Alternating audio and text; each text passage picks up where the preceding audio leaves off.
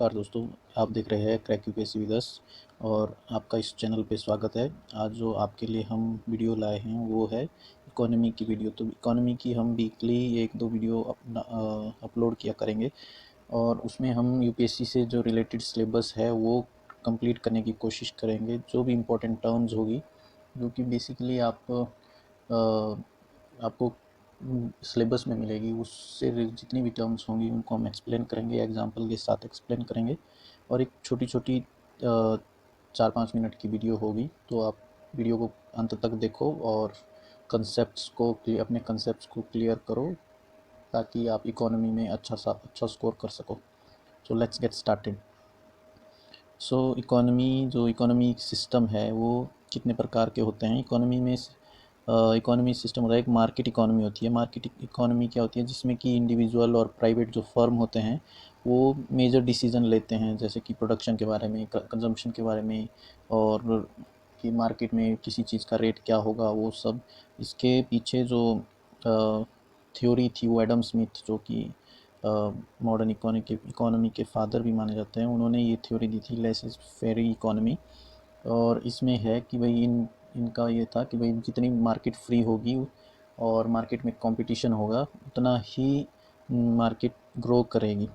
तो दूसरी जो इकोनॉमी है वो है कमांड इकोनॉमी। कमांड इकोनॉमी क्या है, जिसमें कि गवर्नमेंट मैक्सिमम डिसीजंस लेती है इस किसी भी रिलेटेड, प्रोडक्शन के रिलेटेड, डिस्ट्रीब्यूशन और वट इट इज़, उसमें सब कुछ गवर्नमेंट के अंडर होता है। गवर्नमेंट ही लोगों को एम्प्लॉय करती है, गवर्नमेंट ही प्रोडक्शन वो कंपनी सेटअप करती है, गवर्नमेंट सब कुछ करती है। तो उस बेसिस पे इसको कमांड इकोनॉमी बोलते हैं। और 20th सेंचुरी में सोवियत यूनियन एक ऐसी इकोनॉमी रही है जो कमांड इकोनॉमी रही है। सो तीसरा जो है वो क्या है, वो है मिक्स्ड इकोनॉमी। मिक्स्ड इकोनॉमी क्या है, इसमें दोनों के एलिमेंट है, मार्केट और कमांड इकोनॉमी की, कि कुछ चीज़ें प्राइवेट फर्म्स के हाथ में, प्राइवेट प्लेयर के हाथ में भी है और कुछ गवर्नमेंट के हाथ में भी है। तो उन दोनों को मिला के ये मिक्स्ड इकोनॉमी बनी है। और आज के दिन पे मैक्सिमम कंट्रीज जो है वो मिक्स्ड इकोनॉमी ही फॉलो करती है, क्योंकि कुछ ऐसे एरियाज़ है जिस पे गवर्नमेंट डिसीजन लेती है और कुछ ऐसे एरियाज़ है जिसमें प्राइवेट फर्म्स को भी फ्रीडम है कि वो डिसीजन ले सकें। तो इंडिया को देखें तो इंडिया भी एक मिक्स्ड इकोनॉमी ही है। तो बेसिकली जो ये इसका स्ट्रक्चर है फ्रॉम लेफ़्ट टू राइट, ये कमांड इकोनॉमी, सोशलिस्ट इकोनॉमी, इसमें क्या है कि मैक्सिमम जो कंट्रोल है वो गवर्नमेंट के पास है, सब कुछ गवर्नमेंट के पास है। प्राइवेट फर्म को नेशनलाइज किया जा सकता है, प्राइवेट फर्म पे रिस्ट्रिक्शन हो सकती है और बहुत सारी चीज़ें हो सकती है। फिर उससे थोड़ा ओपन, जिसमें कि गवर्नमेंट और प्राइवेट फर्म लगभग दोनों का सेम ही कंट्रीब्यूशन रहता है, या ऊपर नीचे जो भी हो, लेकिन फ्रीडम दोनों को है। तो उसमें वो मिक्स्ड इकोनॉमी आ गई। और फिर उससे भी ज़्यादा जो, जिसमें फुल छूट दी गई है प्राइवेट प्लेयर्स को, और प्राइवेट फर्म्स जो हैं, कंपनी जो है, उनको फुल छूट दी गई है।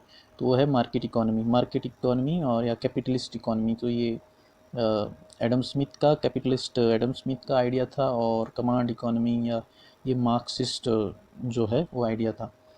सो नेक्स्ट क्या है, इसमें इसमें कितने सेक्टर है, 4 सेक्टर है इकोनॉमी में। उसमें एक प्राइवेट सेक्टर है, जो कि हमने डिस्कस किया, प्राइवेट जो फर्म है, जो कि कोई भी ऐसा एंटरप्राइज जो कि प्राइवेट इंडिविजुअल या ग्रुप ऑफ इंडिविजुअल से बिलोंग करता है, उस फर्म को या उसको हम प्राइवेट सेक्टर में रखेंगे। और जैसे कि रिलायंस इंडस्ट्रीज़ है, तो ये प्राइवेट सेक्टर का पार्ट है। सो गवर्नमेंट सेक्टर है, गवर्नमेंट सेक्टर उसमें क्या है कि जो चीज़ें हैं वो गवर्नमेंट के अंडर रहती है, गवर्नमेंट ही उसमें डिसीजन लेती है। उसमें क्या बोलते हैं, पब्लिक एडमिनिस्ट्रेशन हो गया, पुलिस हो गया, डिफेंस हो गया, लॉ फ्रेम करना हो गया, या लॉ एनफोर्समेंट हो गया। फिर कुछ ऐसी पीएसयूज भी है, जैसे एनटीपीसी हो गई, कोल इंडिया लिमिटेड हो गया। तो ये सारे जो है वो गवर्नमेंट सेक्टर के अंडर आते हैं। तीसरा हो गया हाउस होल्ड सेक्टर। इसमें हाउस होल्ड सेक्टर क्या है कि भाई जो एक ग्रुप ऑफ पर्सन है जो नॉर्मली एक जगह रहते हैं या एक ही कॉमन किचन में का खाना खाते हैं, उसको हाउस होल्ड बोलते हैं। और उस हाउस होल्ड में जितनी भी इकोनॉमिक एक्टिविटी होती है, कुछ भी होता है, उसको हाउस होल्ड सेक्टर बोल देंगे। फिर एक्सटर्नल सेक्टर आ गया, उसमें एक्सपोर्ट इंपोर्ट आ गया, कि कितना एक्सपोर्ट होता है कितना इंपोर्ट होता है, उसका जो बिज़नेस है जो भी है वो एक्सटर्नल सेक्टर में आ गया। तो ये 4 सेक्टर है, प्राइवेट है, गवर्नमेंट है, और हाउस होल्ड सेक्टर है, और एक्सटर्नल सेक्टर है। फिर जो एक एंटरप्राइज कैसे काम करता है, या एंटरप्राइज के लिए कोई खड़ा करना है तो उसको चलाने के लिए क्या ज़रूरत पड़ सकती है, किन चीज़ों की ज़रूरत पड़ सकती है, वो फैक्टर ऑफ प्रोडक्शन होंगे। ये फैक्टर ऑफ प्रोडक्शन के बगैर कोई भी कंपनी आप स्टार्ट नहीं, एंटरप्राइज आप स्टार्ट नहीं कर सकते। तो उसमें सबसे पहले तो एंटरप्रेन्योर चाहिए, जिस बंदे ने या जिसने कोई भी ऐसा पर्सन हो जिसने ये रिस्क लेना है, ये बिज़नेस स्टार्ट करने के लिए अपनी सेविंग्स इन्वेस्टमेंट करनी है, और फिर वो उस इन्वेस्टमेंट से उसको फिर बाद में अगर कंपनी अच्छी चली तो उसको प्रॉफिट उससे मिलेगा।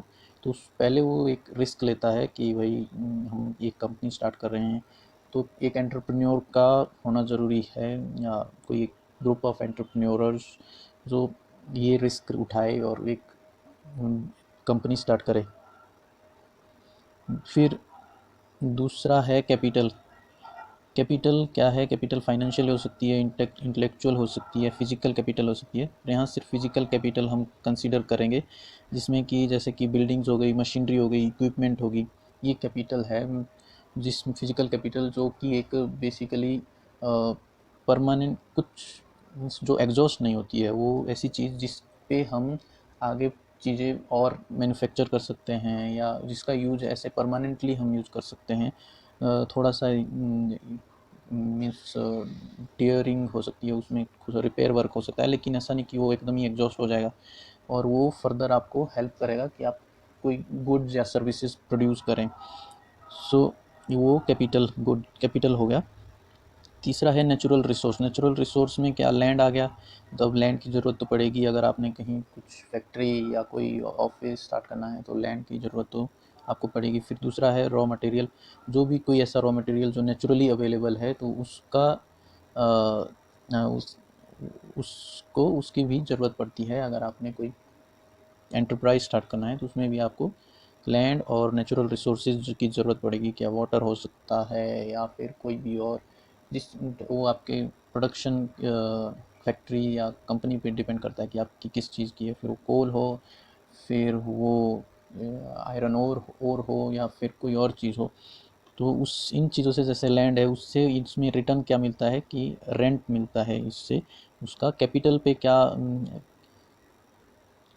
और फिर अगला है लेबर। लेबर में क्या आ गया? ह्यूमन, स्किल्ड, सेमी स्किल्ड और अनस्किल्ड लेबर हो सकती है, जिनको कि उसके काम के बदले, उसके स्किल के बदले और उसके लेबर के बदले उसको वेजेस मिलते हैं।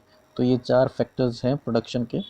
फिर नेक्स्ट हमारे पास क्या है कि टाइप्स ऑफ गुड्स क्या है? टाइप्स ऑफ गुड्स क्या है? बेसिकली 2 टाइप के गुड्स हैं, intermediate and final goods. Intermediate goods क्या हुए? Semi goods, semi finished goods है, जिनको कि फर्दर जिनको प्रोड्यूस किया जाता है, बेसिकली प्रोसेस करके ही प्रोड्यूस किया जाता है। ऐसा नहीं कि आपको वो नेचुरली मिलेंगे, लेकिन उनको प्रोसेस करके प्रोड्यूस किया जाता है, लेकिन वो फिनिश नहीं होते, वो डायरेक्टली यूज़ आप कंज्यूमर यूज़ नहीं कर सकते। उनको फर्दर प्रोडक्शन में डाला जाता है ताकि एक फाइनल गुड्स तैयार किया जा सके। जैसे कि ऑटोमोबाइल, अब जैसे स्पेयर पार्ट्स बनते हैं, अब वो उनको डायरेक्टली आप यूज़ नहीं कर सकते, वो सब जोड़ के कोई एक ऑटोमोबाइल तैयार होगा, व्हीकल तैयार होगा।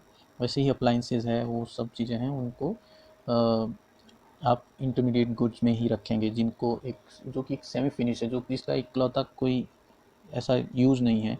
जब वो किसी और चीज़ के साथ उसको जोड़ देंगे तभी वो फिनिश्ड गुड बनेगा। फिर अगला है फाइनल गुड्स। फाइनल गुड्स में क्या आ गया कि उसको ये चीज़ें फर्दर ट्रांसफॉर्म नहीं होती है, जैसी बनी होगी वैसे ही यूज़ होगी, कंज्यूम होगी। तो फाइनल गुड्स भी 2 टाइप के हैं, consumption goods and capital goods.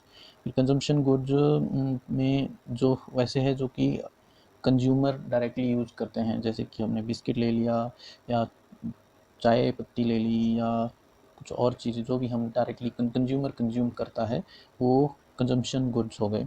जैसे कि उसमें भी डिपेंड करता है, वो ड्यूरेबल हो सकते हैं कंजम्पशन गुड, जैसे कि फर्नीचर हो गया, इलेक्ट्रॉनिक्स की आइटम्स होगी जो कि आप अपने पर्सनल यूज़ के लिए कर रहे हो, उनको हम कंजम्पशन गुड में रखेंगे, और वो फिर ड्यूरेबल हो सकता है। तो ड्यूरेबल फर्नीचर हो गया, इलेक्ट्रॉनिक्स हो गया। नॉन ड्यूरेबल हो गया जैसे कि फूड हो गया या फ्यूल हो गया, तो ये नॉन ड्यूरेबल चीज़ें हैं, लेकिन अगर आप पर्सनल यूज़ के लिए कर रहे हैं तो ये कंजम्पशन गुड्स में आ गए। फिर सर्विसेज होगी, फिर जैसे बैंकिंग है, एजुकेशन है, ये भी कंजम्पशन गुड्स में आ गए। फिर कैपिटल गुड्स क्या है? कैपिटल गुड्स कैसे डिसाइड करें कि ये कैपिटल गुड्स है? उसके 3 क्राइटेरिया है, कैपिटल गुड्स है या नहीं है। वो कैसे डिसाइड कि वो produced output of a man made, means ऐसी ऐसे कोई आउटपुट होनी चाहिए जो कि एक मैन मेड चीज़ बनी होनी चाहिए, ऐसे नहीं कि वो नेचुरल हो, तो उसको आप कैपिटल गुड में नहीं डाल सकते हैं। फिर वो मैन मेड चीज़ होगी, प्रोसेस से बनी होगी, तो वो कैपिटल गुड्स हो सकती है। उसमें क्या है कि अगर उसको further means as a input use किया जाता है कि किसी और प्रोडक्शन के लिए, जैसे कि आप सीविंग मशीन है, अब कोई घर में पर्सनल यूज़ के लिए है तो ले रहा है सीविंग मशीन, तो वो हो गई कंजम्पशन गुड्स में आ गई। लेकिन अगर कोई वो एक फर्दर अपने कोई ऐसे अपनी ऐसी कोई दुकान है जिसमें वो अपने कुर्ते बेचना चाहता है या कुछ, या दर्जी है, वो टेलर है, अगर वो इस चीज़ के लिए यूज़ कर रहा है उस सीविंग मशीन को, तो वो भी एक कैपिटल गुड बन जाती है, क्योंकि वो फर्दर प्रोडक्शन प्रोसेस में हेल्प करेगी।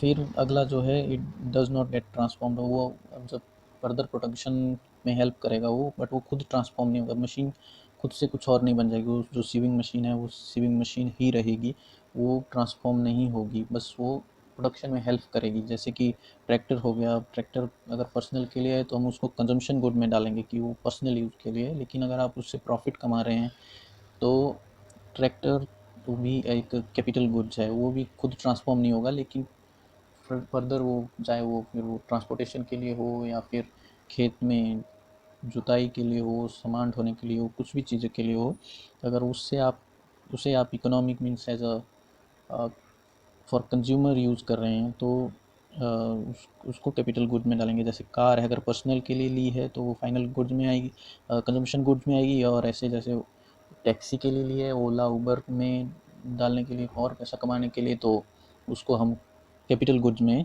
उसको रखेंगे। फिर बस इतना ही है हमारे पास आज के लिए, और नेक्स्ट वीडियो में हम जो है आगे हम पढ़ेंगे कि इन्वेस्टमेंट क्या है, कैसे वो इन्वेस्टमेंट फ्लो करती है, उसका क्या प्रॉपर वो है, फिर जीडीपी के बारे में भी हम इसमें नेक्स्ट वीडियोस में देखेंगे। So thank you for watching.